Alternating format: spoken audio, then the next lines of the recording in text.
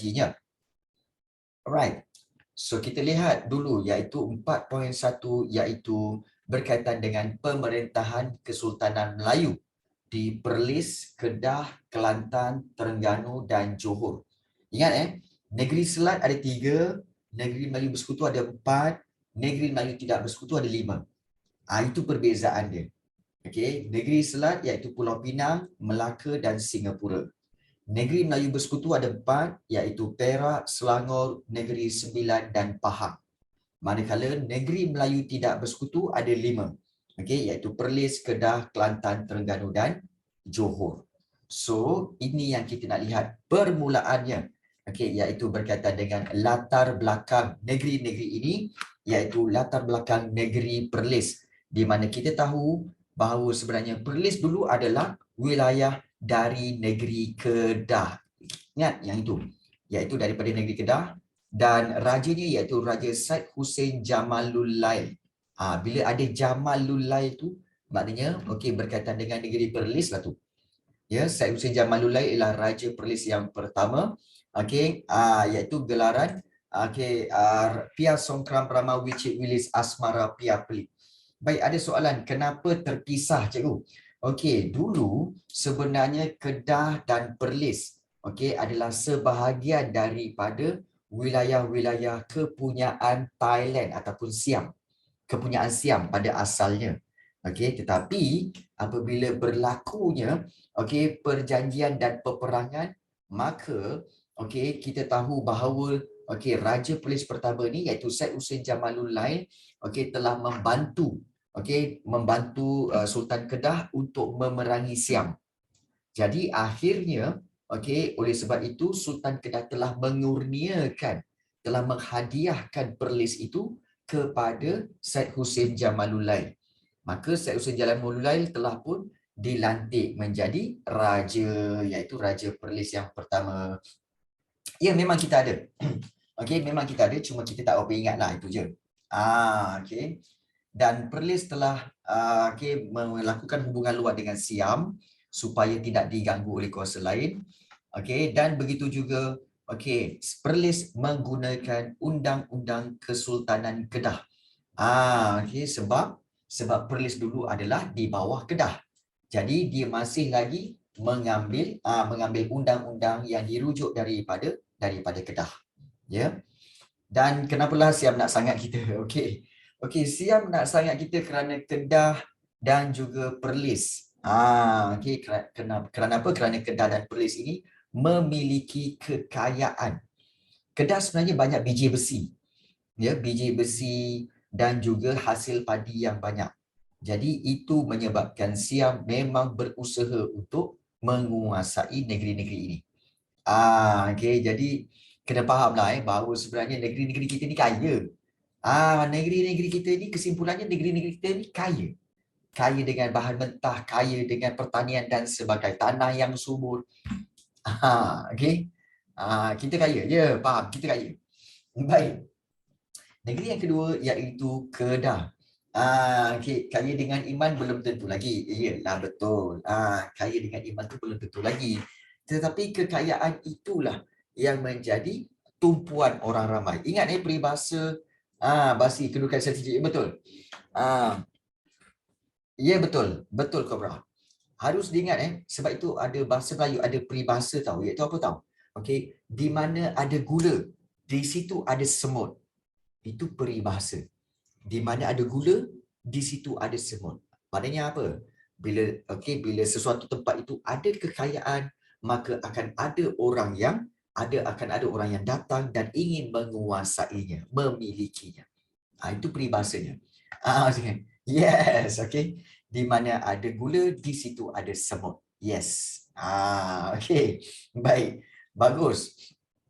Di mana ada bijinan, di situ ada siang burung. Baik. Boleh juga. Baik, negeri yang kedua iaitu Kedah. Kita tahu Kedah memang kita belajar memang antara negeri yang terawal, bermula pada abad ke-7 Masihi. Bermula dengan nama Kedah Tua. Korang ada belajar kan?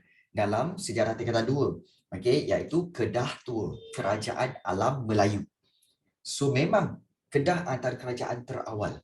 Okey, namun begitu, okey, sejak pemerintahan Islam, okey, abad ke-12, so okey, Kedah telah muncul sebagai negeri yang baharu dan Sultan Muzaffar Shah adalah pemerintahnya yang pertama. Pemerintah yang pertama tapi dari bukan Kedah tua tau, tapi Kedah yang baharu. Kedah tua, ingat semasa Kedah tua tidak ada raja. Ya, Kedah tua tidak ada raja. Ingat tu. Baik. Kedatangan Islam bila abad ke-12? Sebenarnya kedatangan Islam telah muncul sejak abad ke-11 lagi. Abad ke-11, abad ke-12 dah ada. Okey, sebab apa? Ingat Islam muncul di tanah Arab pada abad ke-7 Masihi. Ya, abad ke-7 Masihi. Ya betul. Pedagang-pedagang Arab. Okey. Baik, hubungan luar. Okey, iaitu hubungan luar dengan Siam juga. Okey. Dan juga kalau kita lihat pentadbiran, kita tahu bahawa sultan okey dibantu oleh pembesar. Ini biasa. Dan kemudian pembahagian wilayah-wilayah dan setiap daerah okey wujudnya mukim yang dikendalikan oleh penghulu dan terdapat 128 mukim. Dan Kedah memang banyak undang-undang. Okey, ada 5 bab kanun undang-undang Kedah seperti Undang-Undang 1060, kemudian Tembera Datuk Seri Paduka Tuan, Hukum Kanun Datuk Kota Star, Adat Kebesaran pada masa tabal orang besar, dan juga Adat Meminang dan Undang-Undang. Sebenarnya macam ni. Banyak tu. So ada yang kata macam ni nak ingat ni cikgu. Baik. Kalau kita lihat di sini, okey, Perlis dengan Undang-Undang Kesultanan Kedah. Kedah, okey, banyak undang-undang. Okey, kemudian kalau kita lihat Kelantan, Undang-Undang Syarak. Okey, Undang-Undang Syarak. Kemudian juga kalau Terengganu, okey, dia ada berkaitan dengan okey, ada perkataan okey, Undang-Undang Sultan Zainal Abidin dan juga Undang-Undang Bagi Diri Kerajaan Terengganu. Okey. Dan juga itu antara undang-undang yang wujud di negeri-negeri ini. Tanya tentang tu dan bahagian B di sekolah. Oh ya ke? Okey. Baik. Sebenarnya perbezaannya mudah. Kalau ada sampai 5, okey, okey undang-undang tu itu Kedah lah tu. Dan nama-nama undang-undang dia seperti Adat Kebesaran, Tembera. Okey, berbanding dengan okey Perlis, Perlis hanya undang-undang Kesultanan Kedah dan juga kalau kita lihat di Kelantan Undang-Undang Syarak, maknanya undang-undang Islam. Dan kemudian kalau di Terengganu, okey dia banyak guna nama sultan dia. Okey, Prinsip Keadilan Islam Sultan Zainal Abidin.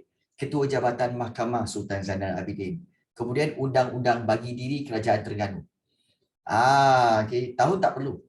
Tahun tak perlu. Yang penting nama-nama tu je. Ya. Ya, kalau undang-undang bagi diri Kerajaan Terengganu, kamu katakan itu adalah undang-undang Perlis, sila lempang diri sendiri. Okey. Dah mention dah nama Kerajaan Terengganu, takkanlah bagi negeri lain pula kan? Ini macam tu. Baik, lawyer dalam bahasa Melayu peguam, yes, betul. Baik. So itu berkaitan dengan Kedah.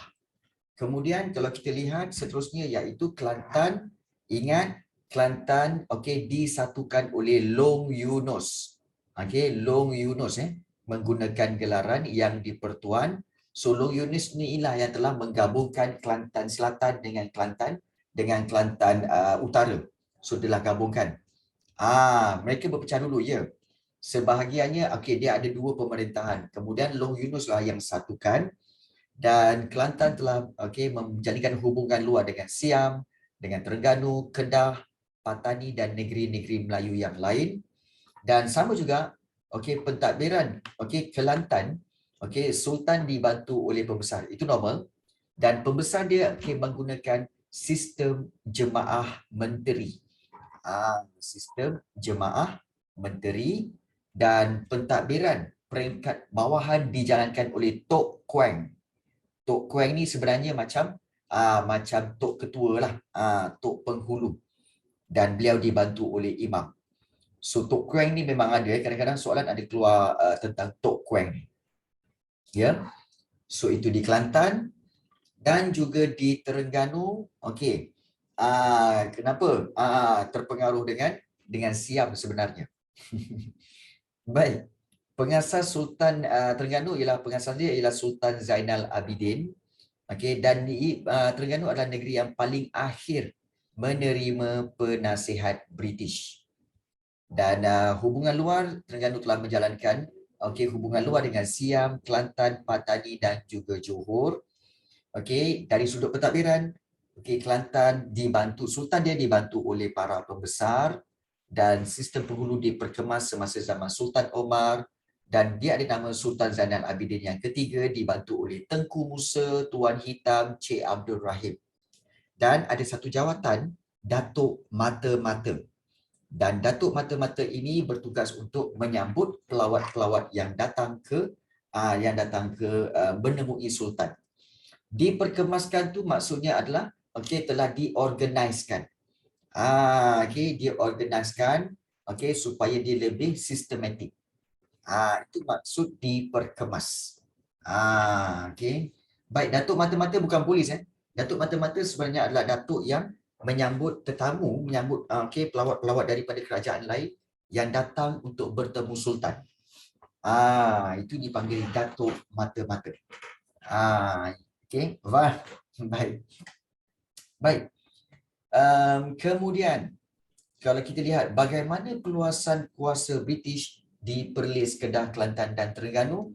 Baik, apakah faktornya? Yang tentang faktor-faktor ini, ingat faktor-faktor perluasan kuasa ini sangat-sangat penting. Sangat-sangat penting. Contohnya macam, kalau di negeri-negeri selat, kita tahu bahawa banyak faktor-faktornya seperti kedudukan yang strategik, kemudian untuk dijadikan pelabuhan, dan juga negeri-negeri itu, negeri selat terletak di laluan perdagangan, jadi sesuai untuk dijadikan pelabuhan dan sebagainya. Ya, betul.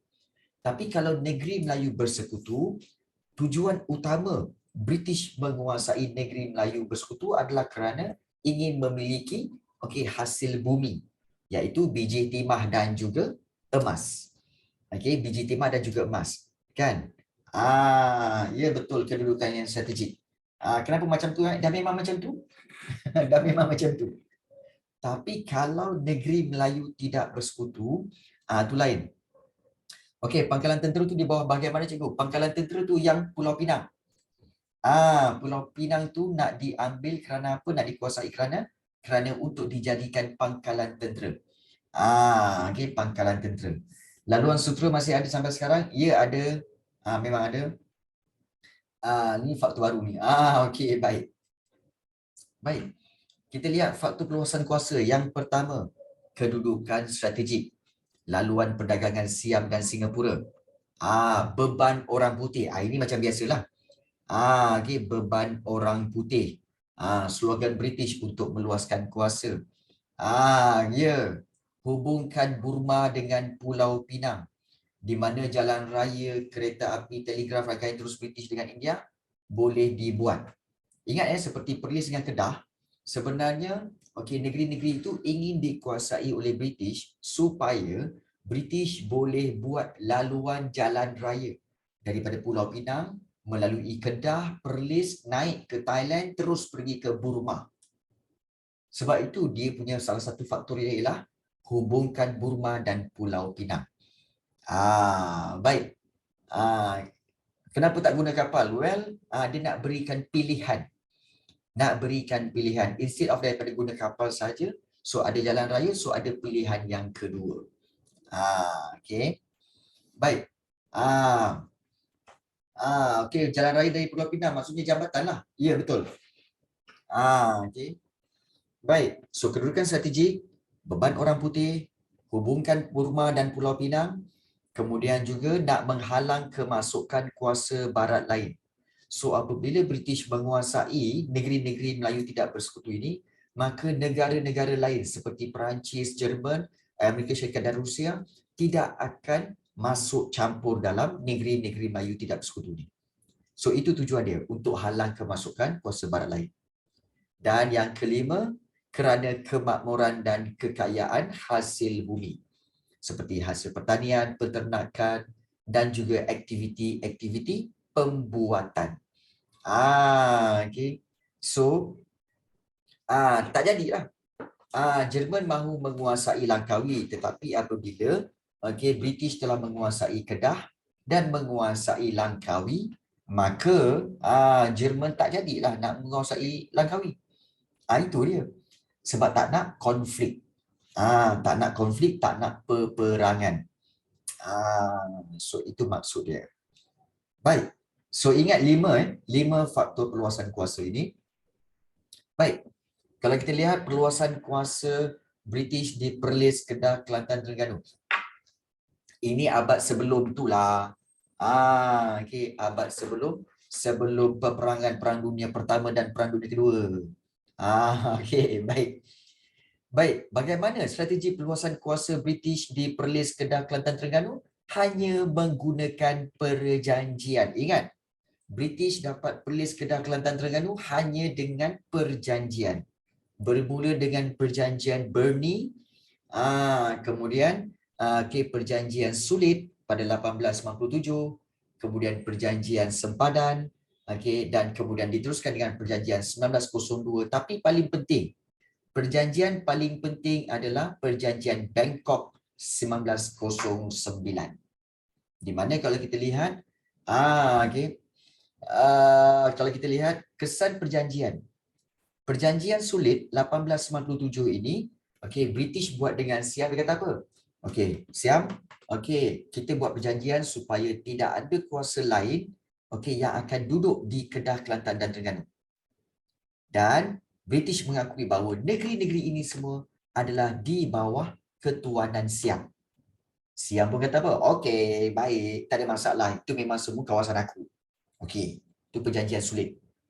Baik, kemudian perjanjian Sempadan pula, di mana British dengan Siam telah menetapkan sempadan negeri Perak, Kelantan, Terengganu, Pahang dan Kedah. Dan perjanjian itu dibuat antara British dengan Siam. Sebab supaya dapat menentukan manakah Perak, Kelantan, Terengganu, Pahang dan juga Kedah. Buat perjanjian sempadan. Dengan persetujuan Siam. Kenapa Siam? Sebab negeri-negeri ini semua di bawah pengaruh Siam. Sebab itu British buat perjanjian dengan Siam. Tak apa. Kemudian perjanjian 1902. Sekali lagi, British buat perjanjian dengan Siam, iaitu dia kata apa? Hubungan luar Kelantan dengan Terengganu akan dikawal oleh Siam. Sebab pada waktu itu dah ada ura-ura bahawa Kelantan dengan Terengganu akan buat perjanjian dengan syarikat daripada Amerika dan juga syarikat daripada Belanda. Sultan tak boleh buat apa-apa. Siam kata, don't worry. British, don't worry. Negeri-negeri ini akan aku pastikan tidak membuat hubungan luar dengan negara-negara lain. Jadi, bila dah buat perjanjian itu, Siam bagi tahu Kelantan dan Terengganu, kau tak boleh buat perjanjian dengan negara-negara lain. Sebab aku Siam dah buat perjanjian dengan British, korang semua, hubungan-hubungan luar di bawah kawalan kami. Kami tak benarkan. Sampai tahap macam tu. Dan pada akhirnya, pada perjanjian Bangkok 1909, iaitu membuka laluan British menguasai negara kita, di mana Perlis, Kedah, Kelantan, Terengganu terima seorang penasihat British. Terima seorang penasihat British. Kerana apa? Kita boleh agaklah sebenarnya. Daripada perjanjian Sulit, kemudian perjanjian Sempadan, perjanjian 1902. Nampak tak? British asyik menghimpit aja Siam.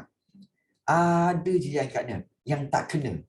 Jadi cikgu yakin bahawa sebenarnya Siam pun rasa macam gimas dengan British ni. Kan? Asyik-asyik isu pasal Kelantan, Terengganu, Kedah, Perlis. Kan? Siap buat perjanjian bagilah apa semua. Sudahnya, Siap cakap apa? Engkau ambil lah negeri-negeri ni. Sudahnya, engkau di bawah pengaruh negeri-negeri ni, di bawah British lah. Kau tengokkanlah sendiri. Malas aku. Kan? Nampak tak? Jadi inilah strategi-strategi yang digunakan oleh British untuk mendapatkan perluasan kuasa di Perlis, Kedah, Kelantan dan Terengganu. Baik. Tapi boleh juga cikgu, macam Perak buat dengan Belanda menggunakan biji timah. Ya, betul. Tapi harus diingat, baik, Perak buat perjanjian dengan Belanda untuk supply biji timah itu sebelum kedatangan British. Sebelum kedatangan British Jadi bila British dah sampai, maka tidak ada lagi penghantaran biji timah kepada Belanda.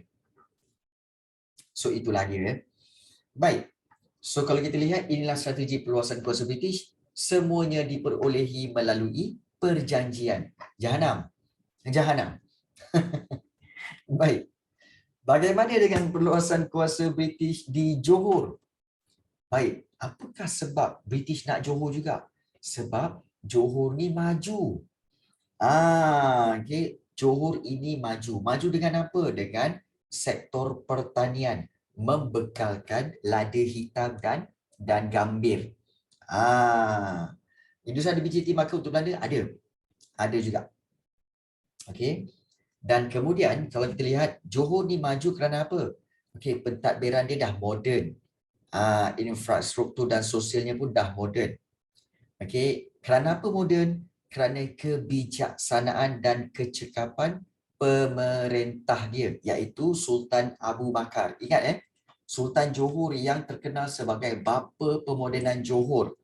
Okey, bapa pemodenan Johor adalah Sultan Abu Bakar. Okey. Sebab baginda selalu pergi ke luar negara untuk mempelajari cara-cara pentadbiran. Pentadbiran barat. Jadi sebab itu Sultan Abu Bakar telah berjaya memodenkan pentadbiran di Johor. Lepas tu dapat pangkat Sir. Dan kalau Sir ni sebenarnya samalah macam Maharaja. Sebab itu Sultan Abu Bakar dapat title Maharaja Abu Bakar. Dapat title Maharaja Abu Bakar. Dan beliau ataupun baginda telah dibantu oleh golongan-golongan pentadbir yang committed. Seperti Datuk Abdul Rahman, kemudian juga seperti Datuk Abdul Rahman Anda, kemudian Datuk Muhammad Jaafar, dan juga apa lagi, Datuk Zainal Abidin. Mahasultan tak ada, Maharaja je ada. Mahasultan tak ada, Maharaja ada. Baik. Bagaimana British Zainal Abidin terganggukan cikgu? Ya, betul. Strategi British kuasai Johor. Bagaimana strategi British kuasai Johor? Juga dengan perjanjian. Nampak tak? Apa beza raja dengan maharaja? Tak ada beza pun. Tapi maharaja ni dikatakan lebih tinggi lah daripada raja. Itu je. Itu je. Ya. Baik. Kita lihat bagaimana strategi British kuasai Johor dengan perjanjian 1855 antara Sultan Ali dengan Temenggung Ibrahim, iaitu kesan perlu ditawarkan kepada British jika hendak dijual. Itu perjanjian yang pertama. Kemudian pada perjanjian setia 1855, Johor terima pegawai konsul, iaitu pegawai yang akan uruskan hal ehwal luar. So hal ehwal luar telah dikawal oleh British. Dan pada 1897, Gubernur negeri-negeri Selat mencadangkan residen British ditempatkan di Johor. Dah ada start dah.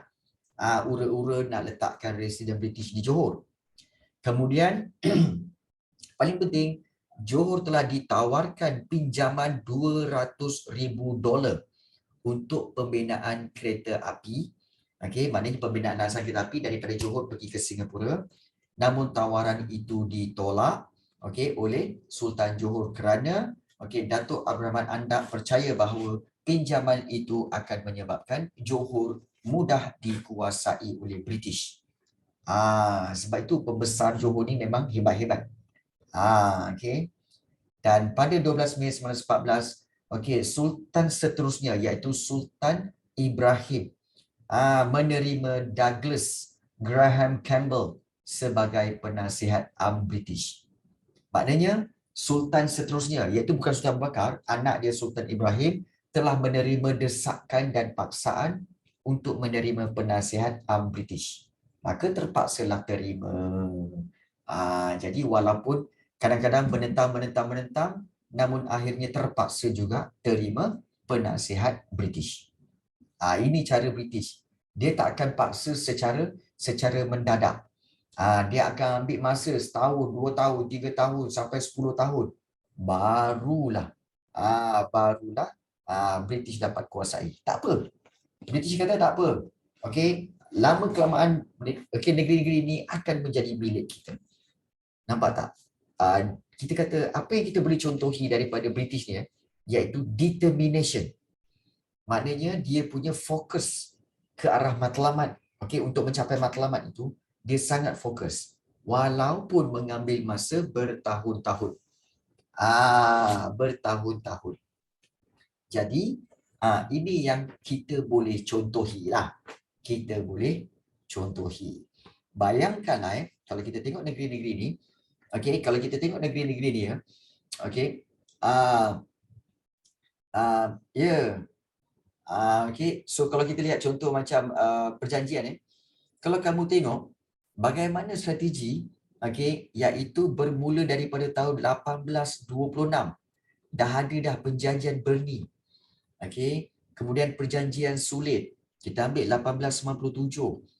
Kemudian last kali dia dapat, okey, bayangkan dapat semua negeri-negeri itu pada 1909. Bayangkanlah berapa tahun tu? 12 tahun. 12 tahun punya projek untuk dapatkan negeri-negeri Melayu tidak bersekutu. Nampak tak? 12 tahun sanggup dia tunggu. Kemudian untuk Johor pula. Okey, untuk Johor start daripada perjanjian Setia 1855. Kemudian 1897 sampailah 1914. Berapa puluh tahun tu? Dekat 30-40 tahun. Still dia dapat. Dia kata apa? Okey, lama pun tak apa. Yang penting dapat. You see? Determination. Determination itu penting. Fokus kepada matlamat. Jadi, itu yang kita boleh contohilah. Jadi, kalau macam kamu semua ni, determination itu sangat penting. Okey? Baik. Ini berkaitan dengan sistem pentadbiran negeri-negeri Melayu tidak bersekutu. Bagaimana ianya ditadbir? Baik. Pentadbiran negeri Melayu tidak bersekutu kalau kita lihat, okey, melibatkan penasihat British dan juga pembesar-pembesar tempatan. Okey, begitu juga dengan Kelantan pun sama. Okey, kemudian melibatkan penasihat British dan pembesar tempatan di Terengganu. Okey, dan juga Johor pun sama juga. Okey, menerima orang Eropah dalam perkhidmatan awam. Secara umumnya, negeri-negeri Melayu tidak bersekutu sebenarnya tidak ditadbir sebagai satu unit tunggal. No, dia tidak ditadbir. Sebab dia berasingan daripada pentadbiran negeri Melayu bersekutu. Perlis Kedah, Kelantan, Terengganu dan Johor ni kekal dengan sistem pemerintahan beraja dia dan kuasa raja dia lebih besar daripada raja negeri-negeri Melayu bersekutu. Dan mereka semua di bawah kawalan Pesuruhjaya Tinggi merangkap Gubernur Negeri-Negeri Selat. Jadi, kalau daripada sini, kita boleh ambil kesimpulan apa tahu? Sebenarnya macam ni. Korang tengok betul Baik. Sebenarnya, NNS. Siapa ketua dia? Ketua dia ialah Gubernur. Okey, Gubernur, iaitu Gubernur NNS, Negeri-Negeri Selat. Okey, baik. So, Negeri-Negeri Selat, di bawah Gubernur. Kemudian, negeri-negeri Melayu bersekutu. Setiap negeri ada residen British, betul? Residen British di setiap negeri. Okey. Dan kemudian, kamu kena tahu bahawa residen British akan report kepada residen general. Kepada residen general. Residen general itu di mana? Di Kuala Lumpur. Okey. Baik. Untuk NNMTB, negeri-negeri Melayu tidak bersekutu, dia tak ada pun residen, dia cuma hanya menerima penasihat British. Penasihat British. Itu sahaja.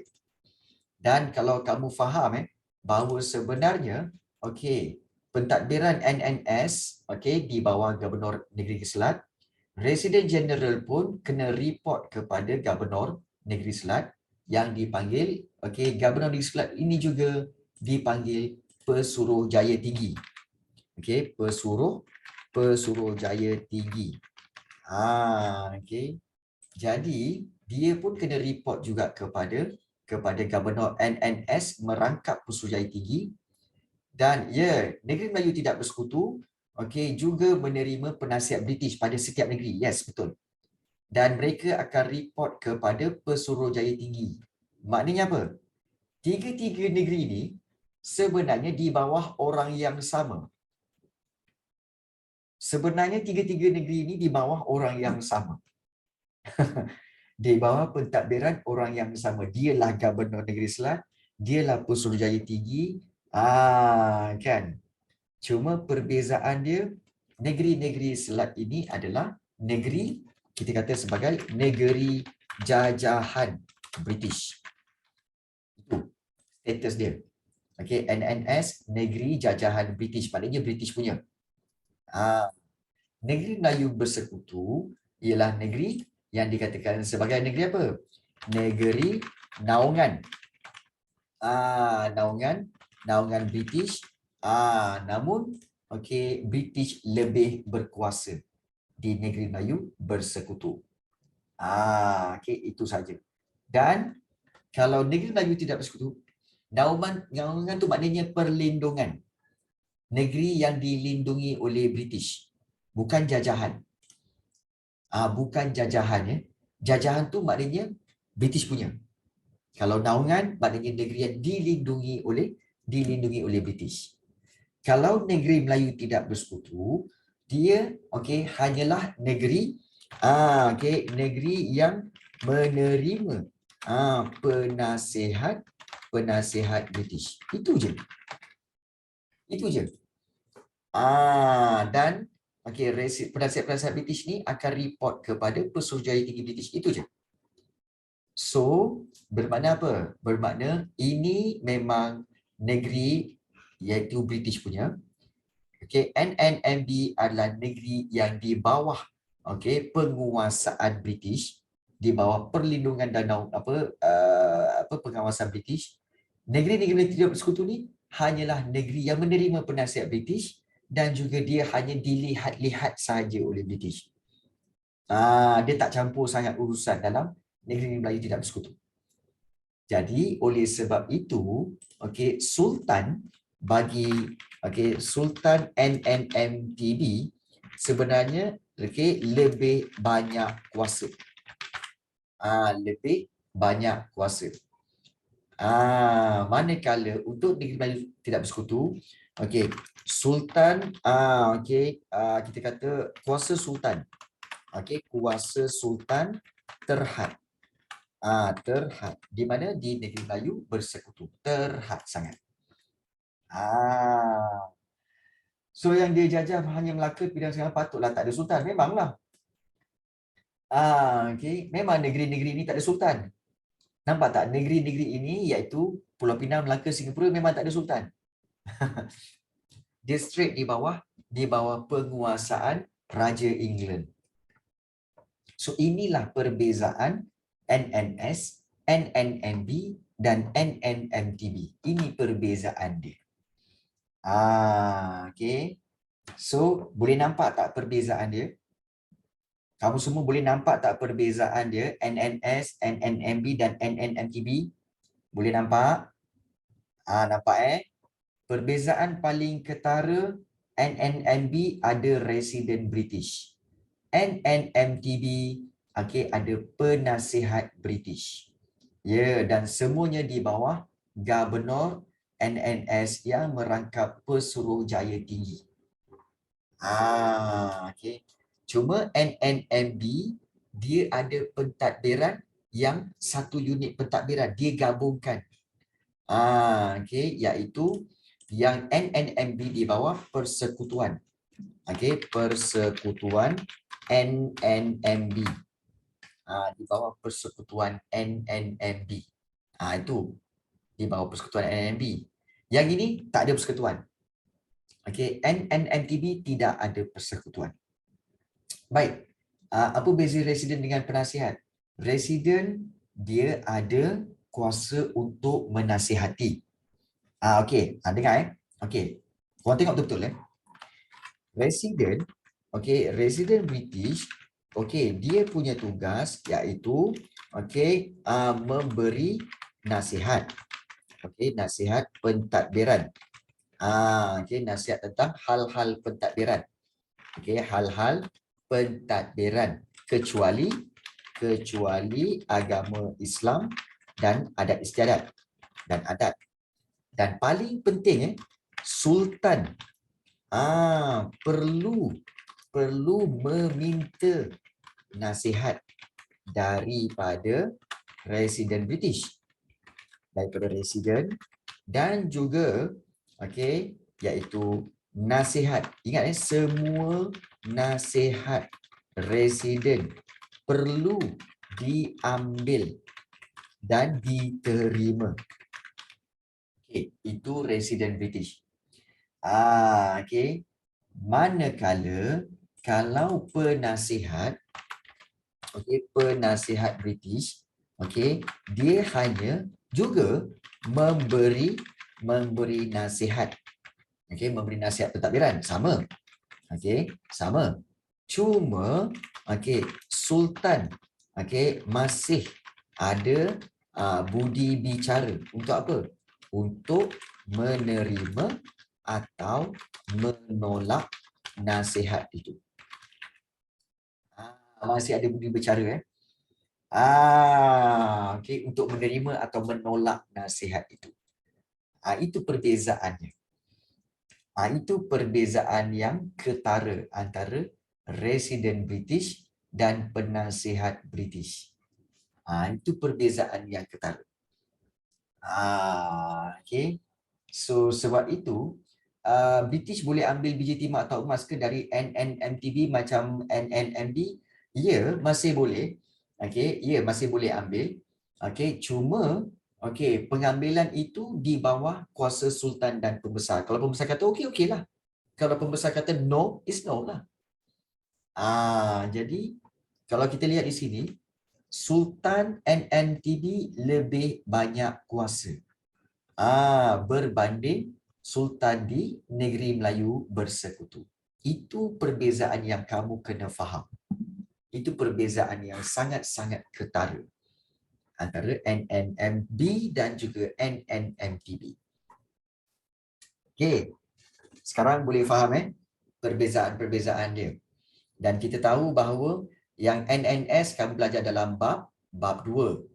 Yang ini okey, NNMB bab 3 dan juga NNMTB bab yang keempat.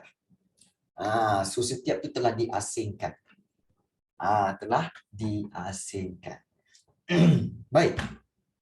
So itu berkaitan dengan NNMTB. Okey. Jadi kalau kita lihat inilah dia sistem perkembangan pentadbiran di negeri-negeri Melayu tidak bersekutu ini. Ajak cikgu senang screenshot. Macam mana nak belajar lagi pasal ni? Okey, baik. Sekejap ada yang nak screenshot pula. Screenshot lah. Baik, cikgu macam mana nak belajar lagi pasal ini? Okey. Kamu tak perlu bimbang sebenarnya. Sebenarnya kalau kamu nak belajar semua benda ni, semuanya telah ada di dalam video-video kelas kita yang telah cikgu letakkan di YouTube channel. YouTube channel cikgu, so boleh tengok semula. Dan kalau cikgu tahu video-video tu panjang, 1 jam kan. So kamu boleh skip forward. Dengar mana yang kamu nak dengar. So boleh. So boleh rujuk di YouTube channel. Di samping kamu gunakan nota yang cikgu telah berikan untuk tally. Tengok sama ada sama atau tidak. Dan kemudian sambil-sambil itu ingat. Sebab apa? Sebab cikgu tahu korang tak rajin baca. Siapa setuju? Korang tak rajin baca. Siapa setuju? Korang tak rajin baca sebab korang ada 8 subjek yang nak kena baca. So saya rasa sebenarnya saya tak rajin baca lah cikgu. Kan. Kan itulah. Tak rajin baca. Tapi kalau tak rajin baca, korang kena buat satu lagi. Korang kena buat satu lagi, iaitu korang kena rajin mendengar. Okey. Jadi bila tak rajin baca, kena rajin dengar. Nak dengar apa cikgu? Dengarlah video-video kelas kita balik. Dengar video-video kelas kita balik. Itu je. Kan sambil-sambil kadang-kadang kalau cikgu jadi korang kalau cikgu jadi korang, cikgu pasang earphone, kemudian pasang tu, kemudian on kan tu, kemudian cikgu akan apa tahu, siap tutup mata lagi. Tutup mata lagi, dengar je apa yang dicakapkan tu kan, dan membayangkan, okey, negara itu sekutu ada ni. Sambil tutup mata kan? Betul. Boleh buat macam tu. Kan? Sambil tutup mata dengar, okey macam tu. Okey. Boleh je. Tak ada masalah. Zaman sekarang ni belajar ni macam-macam cara ke dia. Korang boleh guna. Tinggal korang nak ke tak nak. Cubalah. Kan? Okey. Cikgu, SHT ada fund between the event of NNNB and TB kan? Ya betul. Okey betul. Okey. Baik. Okey. Saya ada soalan lah kan. Ni pasal peperiksaan. Silakan. Kalau kamu nak tanya pasal peperiksaan pun boleh tanya sekarang. Boleh tanya sekarang. Apa tu dia? Apa tu? Soalan apa tu? Okey. Baik. Okey. Iaitu ya betul. Okey, memang betul soalan tu. Okey, betul. Okey. Ada pelajar tanya. Okey, ada pelajar tanya. Okey, ada ke cikgu soalan-soalan esei seperti ini?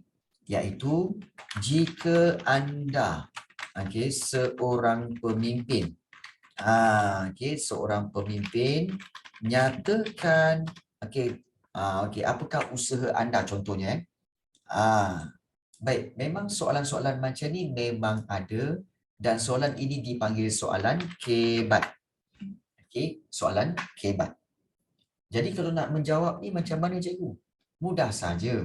Iaitu jika anda seorang pemimpin, ayat jawapan kamu mesti bermula dengan jika saya seorang pemimpin. Okey. Saya akan apa? Begitu. Okey. Macam tu. So itu cara bagaimana untuk menjawab. Okey, saya akan okey, 24/8 2 jam. Okey, baik Syazuna Syirah, don't worry, cikgu akan cuba bantu. Saya akan menjajah British. Saya akan buat hubungan diplomatik. Macam itulah. Okey. So itu paling penting, cara bagaimana kamu jawab. Baik. Baik, yang terakhir kita nak lihat iaitu berkaitan dengan sistem pemerintahan. Ingat bahawa dalam negeri Melayu bersekutu dalam negeri Melayu tidak bersekutu, Sultan kekal sebagai puncak kuasa, maknanya kuasa tertinggi. Ya betul korang. Kemudian berkuasa dalam hal berkaitan agama dan adat. Dan kedudukan pembesar kekal dan pembesar tidak mengutip cukai tetapi diberi allowance dan juga pension. Manakala sistem pentadbiran tradisional masih diteruskan. Seperti sistem jemaah menteri di Kelantan, majlis negeri dan undang-undang tubuh kerajaan masih lagi diteruskan. Pembesar Melayu pun masih lagi terajui pentadbiran. British bantu peminjaman pegawai. So setiap negeri mempunyai perkhidmatan awam di Kedah diisikan dengan pegawai-pegawai Melayu. Maknanya untuk negeri Melayu tidak bersekutu, British hanya membantu dari sudut pentadbiran dan meletakkan penasihat. Itu je. So pentadbiran masih dijalankan sepenuhnya oleh negeri raja dan pembesar. Itu yang dijalankan oleh negeri Melayu tidak bersekutu. Dan kemudian pengenalan sistem birokrasi barat. Kalau kepada mana-mana pelajar yang tak tahu apa itu birokrasi barat, birokrasi barat ialah sistem pentadbiran yang menggunakan jabatan-jabatan pentadbiran. Okey, cikgu tulis kat sini. Okey, birokrasi bermaksud Okey. Sistem pentadbiran yang membahagikan, ya. Okey. Okey, membahagikan ataupun kita kata saya tengok okey, yang membahagikan, okey, yang membahagikan pentadbiran kepada beberapa jabatan. Maknanya contohnya apa? Seperti ada jabatan cukai, kemudian ada jabatan jabatan tali air, jabatan pendidikan dan sebagainya. Ya, tanah dan ukur, betul. Demokrasi, demokrasi itu sistem pemerintahan, itu bukan sistem pentadbiran. Demokrasi sistem pemerintahan. Itu beza dia. Ya, demokrasi pemerintahan. Komunisme sistem pemerintahan. Sosialis, sistem pemerintahan. Raja berperlembagaan, itu sistem pemerintahan. Birokrasi sistem pentadbiran. Bagaimana mentadbir?